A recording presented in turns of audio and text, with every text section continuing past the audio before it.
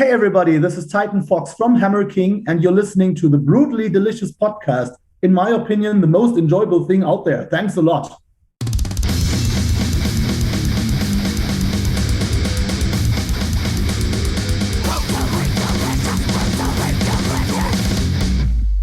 Awesome. I've already hit record. Thank you for joining us. Like I said, I'm Bruce. That's my partner, Chris. It's my pleasure. It's my pleasure. Nice to meet you, Bruce. Good to see you, Chris. Let's talk Kingdemonium. Good to see you too. Well, you want to meet him, but it's only good to see me. Oh my God! He knows what's up. I'm totally sorry. I will do the other one. That seems easier. Right. Thanks, Chris. We'll go in the other interview. Hey, let's talk Kingdemonium. Holy shit, is that a good record? Thank you. Thanks a lot. It is so great and so classic. And Chris and I were just talking, so well produced and so reminiscent of like the early power metal masters and that whole classic thing. I applaud you very well. Thank you very much. Thank you very much. I think the thing that we did this time, which is probably the closest to the earlier, the classic metal albums, is that we didn't have any bloody time. So we did like we did in the 80s. When you remember like Saxon having 2 albums in 1980, Priest having 2 albums in 78, right, and so on. They were using the time that they had, which obviously led to this quite free spirit in the music. And this time we didn't have much time as well. So we gave everything we had and we worked super fast as we could. And in the end, it seems the album has a very good spirit. So it might be the key. It doesn't sound like it was done quickly at all. I mean, we had like 3.5 months for writing probably. And then there was 1 month for recording, but 1 month for recording is not that much, actually. You can do it. It's possible.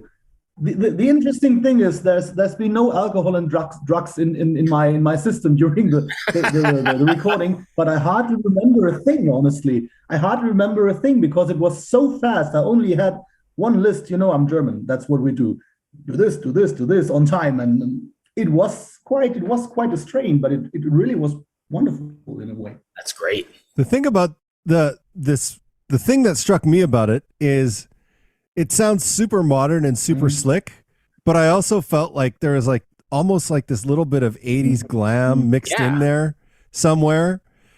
And I couldn't quite put my finger on why I felt that, but it made me feel good. You know what I mean? I think it is the mix of the production from Jakob Hansen, that's why we chose him actually. When I don't know if you know the latest Pretty Mates albums, Kingmaker and whatever the name was, Pandemonium, and there was another one called Motherland. Fantastic albums. The Pretty Mates sound super fresh like a young band, but the style is totally rooted in their own history, if you want so. So you have this mix of a very up-to-date production, which is super melodic and very, very powerful at the same time. And when Napalm suggested working with Jakob Hansen, I was the first to say, yeah, absolutely, because I like the Pretty Mates thing, because that's usually when you have a modern production, the music loses this sort of 80s melodic side. And when Jakob is producing, the vocals sound super melodic. And I mean, I have the recording before he produced it. The vocals were very good, but I really love my vocals when he produces me. I don't know what he does, but it's fantastic. Is it the way that he coaches you while you're singing, or is it more of the equipment choice and processing choice? I really don't know, because we record at Charles Graywolf's place, the guy from Powerwolf, and we work together. And once everything is recorded, we send it to Jakob Hansen to Denmark. So I've never met him, and I've never talked to him. I've only written emails. I joked to Jakob's production, to our guitar player Gino. I said, and even if it's only one button that he presses when he's going to the kitchen, the button is magic. I don't know. I mean, he's doing more than pressing a button. That's obvious. But whatever he does, he has a certain like a photographer. When I do a photo, it sucks. Another one photographs the same thing. It looks like magic. So that's what he does. That's great. That's very, very cool. Now, I have a question out of left field. If Satan is coming home, did your grandma get mad at those lyrics? So that's mom. Oh my God. That's on my list too. Super fantastic. Is it really? Super fantastic for many reasons at the same time because I actually dedicated this album to my grandmother. Oh, And she wasn't into heavy metal because she honestly believed that heavy metal is the work of Satan. And the wonderful lady almost turned 97 years old, but she left this world and traveled to the next world. No, it's I'm absolutely sorry. fantastic. She had a very good life, and we were absolutely at peace with everything. So I dedicated this album to her with music that she would never like, and even Satan is coming home is on the album. So I hope you are okay with me now. So, I think she's fine. But a friend of mine, she asked me, "What about Satan is coming home?" She's very spiritual, and he said, "Do you really think it's good to sing Satan is coming home? Because when you sing it, he might do that." And I told her, "Read the lyrics. You understand this is what society is about, and read the lyrics of the last song, Age of Horizon, and you see that the lightful side is winning at the end." So am I forbidden? Is it forbidden to that scene as well? So Satan is coming home. Yeah. That's great. That was on my list too. Because I only heard the one song so far. Oh my golly. Okay. Yes, Bruce I think has the whole record. I do. I hope so. Yeah. But when I heard it, I was like, "Oh man, this is kind of like a throwback to like Norway or something." But with power metal, I was just like, I couldn't really compute it in my head. I was just like, "What's happening here?" But now I get it. Good scene, bad scene, bad scene, good scene. Absolutely. Yeah. What's it like playing summer festivals and getting out back on the road again?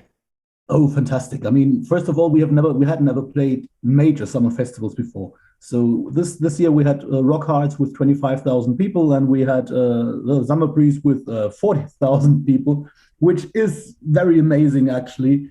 And I mean, I always see it as a chance. If there's 40,000 people, maybe we can reach 4,000 of them or 10,000 of them, whatever, and introduce them to a band that they probably might not have heard before. So that's a big chance actually to make a step forward.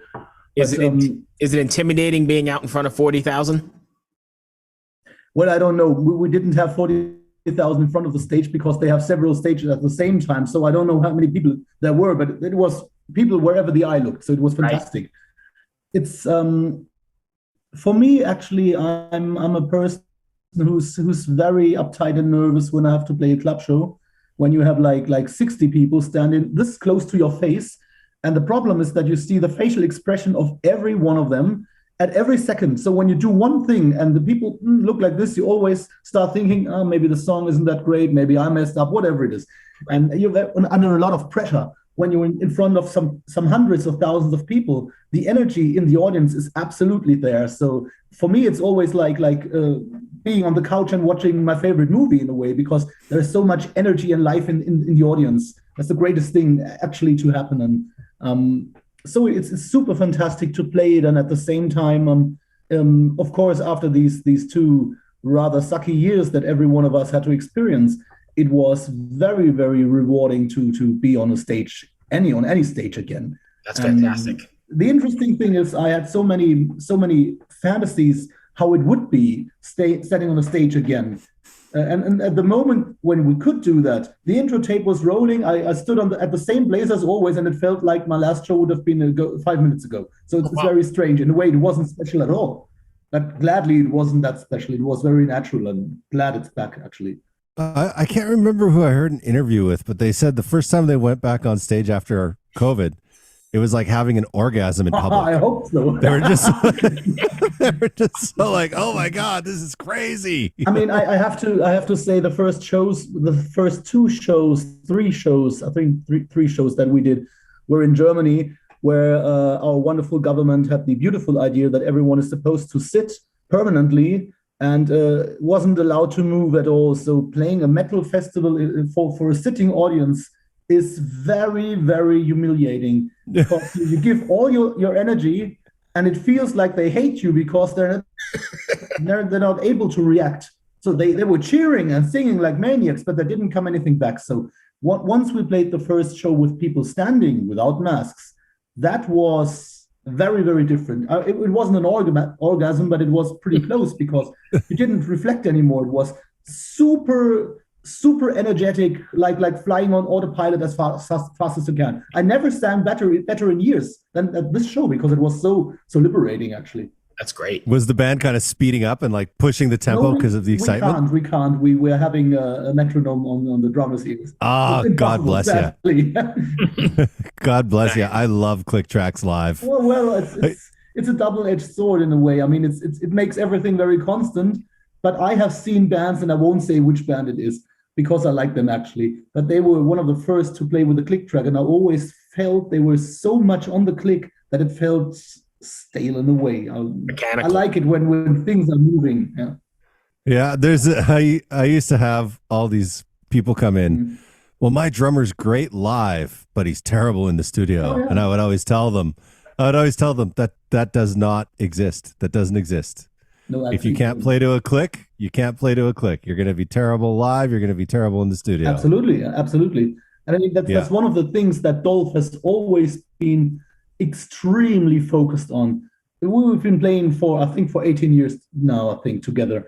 And I mean, none of us were that great 18 years ago, but he's always been one of these guys who could absolutely record a demo in a couple of takes because he was so on the click. So he played with a visual click some years back, and we still were totally on the click just from by looking at it. And now with the audio click, we're super tight actually. Well, that's one of the things that's one of the first things I noticed about the track was how consistent the drums were. Mm.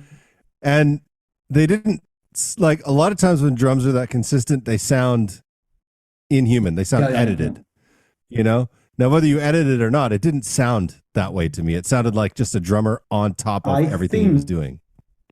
I think to be sure that this time we really had minimal editing on the drums. We had that in the past, of course, but I remember Charles saying Dolph was in a very fine form this time. He did basically nothing with the bass drums, for example, because they were super tight. And maybe once in a while you have to move a tom slightly when there's something just to save the time. Actually, if you record another take, it takes you 5 minutes more or 10 minutes more. So there in everything there is minimal editing, but there is really very minimal actually. Nice. Yeah, no, I think maybe that's what I heard in this song that I loved. And it goes back to what you were talking about when you were like, we did it like old school. Mm-hmm. We just had no time, went in, got it done, got the hell out. Yeah. Actually, that is it. I mean, I remember Ross the Boss telling me when he recorded the guitar solo for Battle Hymn. I mean, everybody knows the solo. It's fantastic. And Ross said, I will do another take. It wasn't perfect. And gladly DiMaio told him, leave it the way it is. It will never be better. It was the first take, and it's perfect. I mean, it's not precise, but it's perfect. Inspired, right? Yeah. Well, you hear that on a lot of old Zeppelin records too. Totally. Yeah. Like when I was younger, everyone was like, Zeppelin was the tightest band ever, and so I had that in my head. But then when I became a recording engineer and I started listening to them, I was like, this band isn't even close to tight. Not at all. No. The only thing that they had was a gigantic drum sound, so it sounded very tight, but they were absolutely loose, actually. Yeah. Yeah, like all the recordings were just get in, write the song, get out. And I mean, one of my favorite examples is if you think of the Prophet song by Queen, where Freddie is doing this triple vocals with a double delay. This now I know, and his voice is cracking, and you hear it crack in the middle and the left, and then on the right side. The take isn't perfect, but hell, the entirety is fantastic. So right, it makes sense in the end. Absolutely, yeah. It was also a lot harder back then to just punch in a word or cut in a word. Absolutely. I mean, you must say that back in the day, all the bands were very, very good players, and they were fantastic. And now you really don't know if the bands are great or not. So. Till you see them live. Yeah, but if you see them live sometimes, I mean, at the Summer Breeze Festival, I saw a big headlining band with a female vocalist, and I won't say any more, other than it wasn't Nightwish. I'm not sure how much of that was live, actually. They stood on stage and they played their instruments, but I'm not sure if everything was live at all. Even then, it's hard to say. Right. Mm-hmm. It is true the way the world's working. There was when do you think that shift happened to backing tracks live? Like, I kind of remember it around like 2005, 2006, somewhere in there. I saw Jack Panzer in '98, and they already had them. And I Oh, read Oh really? that wow. Queenstrike had backing tracks Oh on the yeah. Rage for Order tour. What's 86 probably? I Yeah. think 80, Oh yeah. I guess even the Who played with backing tracks, possible. right? For Bubba Yeah, it's O'Reilly. possible. Yeah, it's possible. I mean, There's horror stories of the tape oh, machine nice. burning up, and they lose the organ. Oh, wonderful. And I mean, if you're honest, Queen had a backing track. They performed the middle of Bohemian Rhapsody, just Right. only playing the record actually. But I mean, that's okay-ish. I mean, if you don't fake anything, they went off stage, they played the tape, and they returned. It was obvious. But nowadays, you can't really tell. I mean, if you have the time, and I see you got this beautiful Kiss artwork behind you, Bruce. But there is some tracks on YouTube where They're you can hear what horrible. Stanley is hearing. Uh-huh. Yeah, he's When, this when far the away when the from the mic and he's screaming. I know. It's horrible. Absolutely. And some guy, probably a guy working for Kiss, put something online where you can hear what Stanley is hearing on the in-ear monitoring. There is a voice saying, "Hold your hands up, wait for the No. count in 3, 2, 1," and then Stanley says 1, 2, 3, 4, and they start with shout it out loud. So he's told where to hold his hands. Well, that's really tricky. And you can hear two voices when he's singing and the playback is up front, and you can hear one voice when he's really singing. So Well, I'm even on the Motley Crue tour going on right now, yes. Yeah. And you're taking all my Mick Mars thunder. is playing the backing Yeah, tracks. absolutely. He's playing the backing tracks. You can hear a guitar playing in the background. But did you Throughout the see that solos. that Tommy Lee thing where he was getting stuff set up with his That was the roadie, count in though. and then there it was. Okay. No, Yeah. I haven't seen it. I And he must wasn't even at the confess I set. don't like the truth.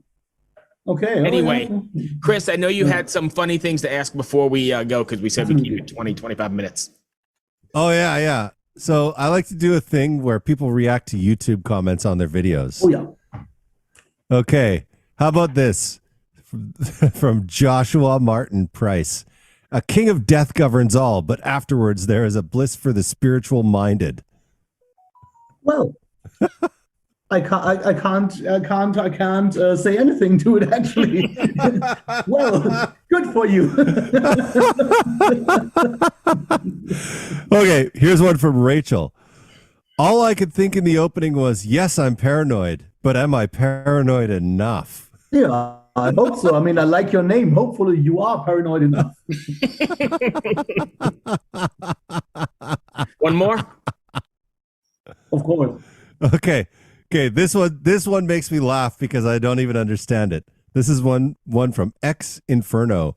This doesn't sound like metal to me at all! Exclamation point. The vocalist has no power in the voice. Pity for the good instrument. Well, I mean, I must say I'm quite cool with it because I play an instrument at the same time, so I seem to be okay at least. Right. And I was reading you guys broke the top 50 charts in the last year or so. So you're doing something right, correct? Probably. I mean, probably. I think X we Inferno broke could the screw top off. 50 last year, and we even broke the top 20 this year. It was amazing. We were on 17. But I mean, Nice. Okay. Ross the boss once said, "Opinions are like assholes. Everyone has got one." And I mean, it's absolutely fantastic. And I do the same myself. Sometimes I'm standing with my buddies in front of a stage, and someone plays, and I say, "Oh, I really hate what they do." I mean, it's not respectful, but that's how life is. I mean, it Right. doesn't hurt anyone. Hopefully. Okay, and this is my favorite one from, I can't pronounce this name. Why do all people think metal people are satanic? Oh, wait.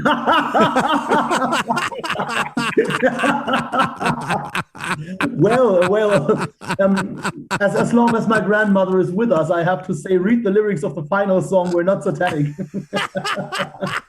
You are It would awesome, be like man. somebody portraying Adolf Hitler. He's not Adolf Hitler. He's just portraying it. So it's for the sake of the story, of course. Yeah, no. I just like to do that because That's sometimes very good. people on the internet, they have like, how do you say it?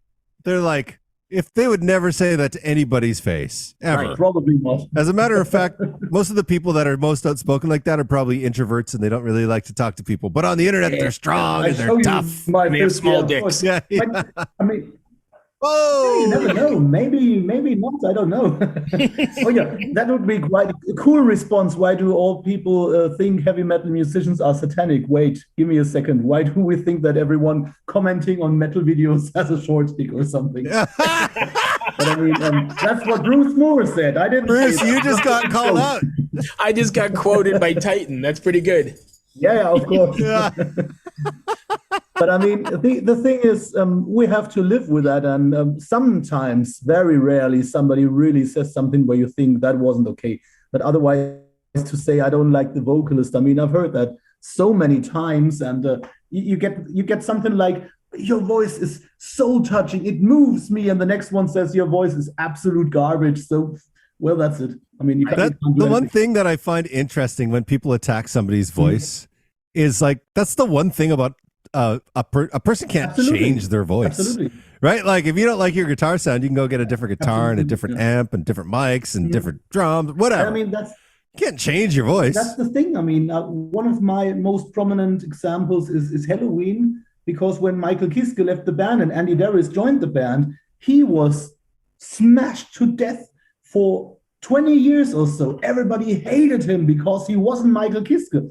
And then when they announced that Kiske was back, I read that Darius is still in the band, and I thought, Andy, are you nuts to stand on stage next to Michael Kiske? And I watched the show, and within 2 minutes, I was standing in front of stage, really seeing Andy Darius is probably the most intelligent guy in the business. He knew that once he would be there with Kiske together, for the first time ever, everybody would know how great Andy Darius is. And he's fantastic. He's just totally different. So, and when you got them both, I must honestly say I'm a gigantic Kiske fan, but maybe sometimes Darius is even more enjoyable. I don't know why.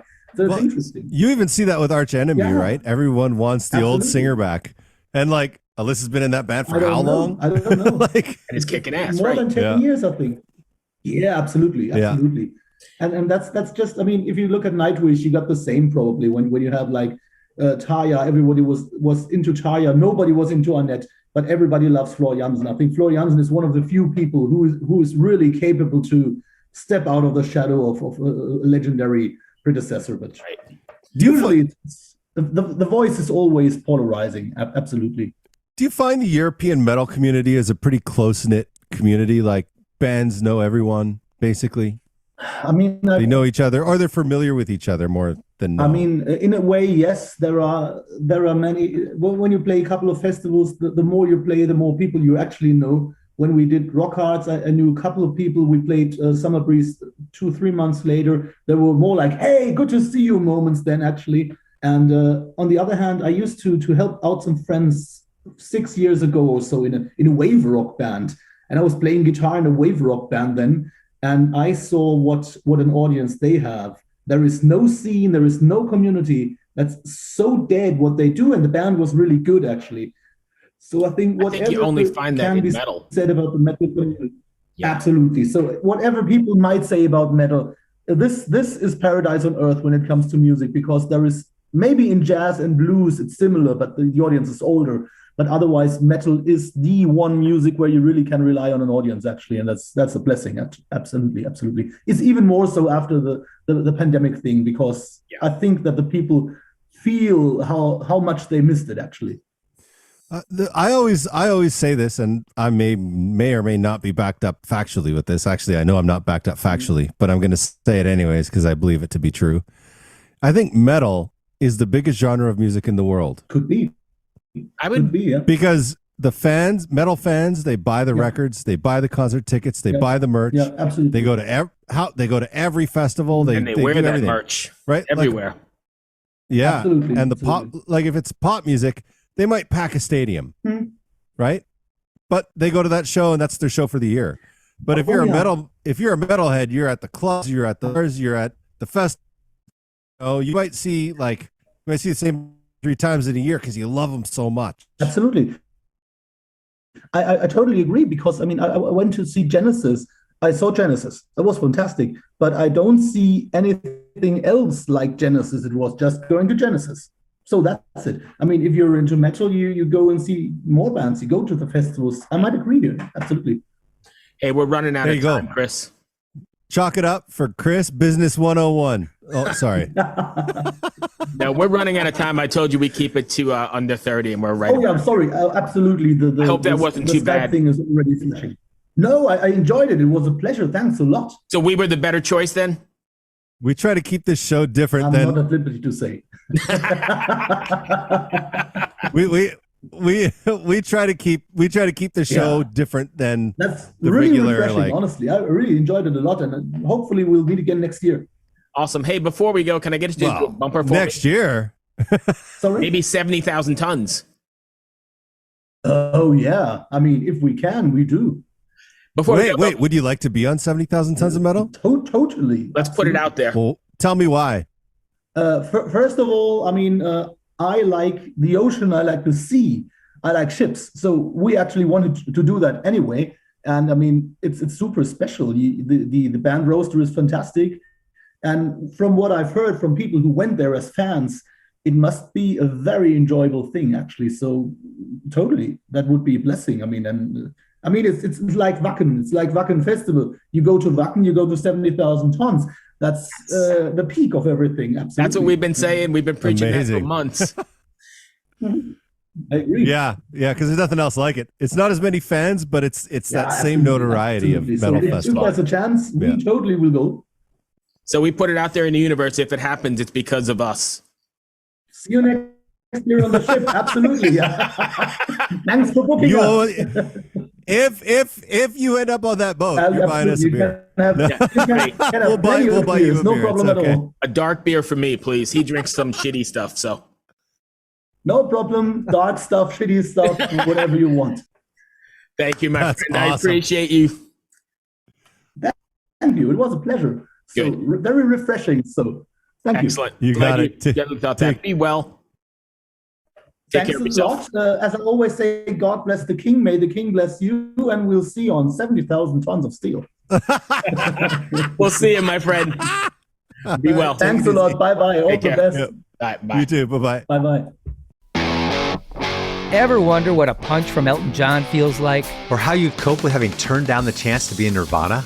Or what signal Keith Richards gives when he wants you to get the hell out of his hotel room? Fans of Too Much Effing Perspective don't have to wonder, because they've heard these exact stories and a jillion others on our podcast. I'm Alex Hoffman, former tour manager for Radiohead. And I'm musician and comedy writer Alan Keller. On the TMEP show, we get guests like Nancy Wilson from Heart, Jeremiah Freites from the Lumineers, and Modern Family's Julie Bowen to tell us things they may have only shared with their therapist, clergy, or a TMZ stringer. So join us on Too Much Effing Perspective. That's EFFING Perspective. The only podcast you crank up to 11.